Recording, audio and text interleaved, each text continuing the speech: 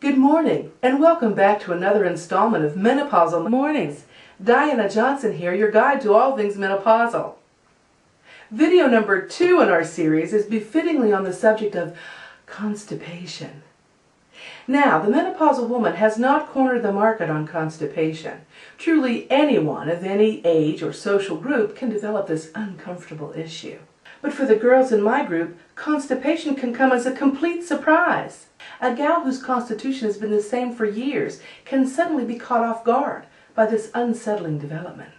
It seems that as we age, we lose and fail to replenish necessary fluids, causing many a system to just dry up. We notice quite readily those external changes. We see crepey skin, drier hair, and brittle nails. These deviations from the youthful normal are big business in the hygiene and cosmetic industries. Use this body lotion for your dry skin. Use this overnight eye cream for those fine lines and wrinkles. Use this hydrating shampoo for your aging hair. Use this conditioning nail balm for your yellow, cracked, aging talons. Sorry.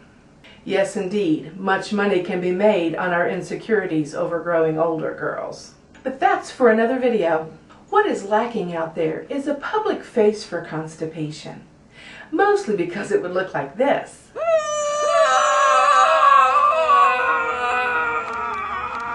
However, we are unafraid to bring this sensitive issue to the forefront today, because it is caused most often by just another system drying out.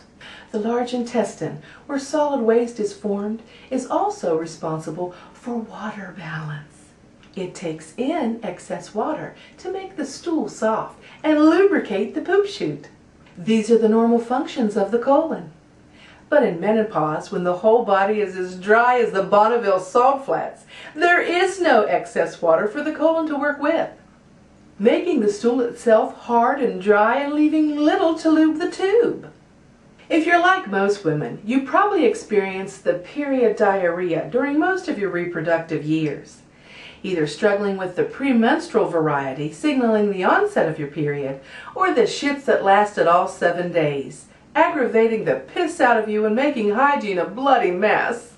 And to go from this cleansing evacuation to struggling to deliver a bone-dry turd can be exhausting.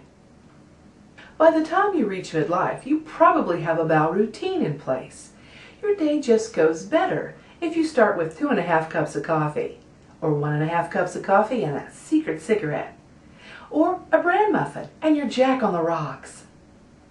You've probably created a kind of sanctuary in your bathroom, complete with the daily paper, your favorite magazines, or a crossword or word search book. Yes, we steal away for those precious few moments a day when no one expects anything of us. We covet our constitutions now, don't we, ladies? And now all of a sudden we can't go. We struggle, we strain, and if we fail or fall short, we can't get right.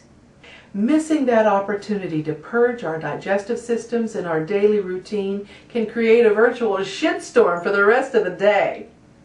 And I make no apology for the language, because the term shitstorm was actually coined to describe the emotional aftermath following a bout of menopausal constipation. One may find herself crankier and more irritable, meaner than usual. She may lash out at others for little or nothing. She may experience painful bloating and gas. Oh, and just a note, on the latter, ladies, please. Let it go, let it go, can't hold me back anymore. Gas is only painful if you try to keep it on the inside. I know we've been conditioned as the more demure sex to suppress our urges to flatulate, but ladies, glass ceilings are being broken all over the place. It's time we stop denying ourselves equal farting. Let go, and let God forgive you for clearing the elevator at work. But I digress. Now, as always, there are remedies out there for this nagging problem. Over-the-counter stool softeners, prescription medication, fiber powders and pills, increasing your vegetable intake, decreasing your red meat intake, increasing your water intake, and exercising more.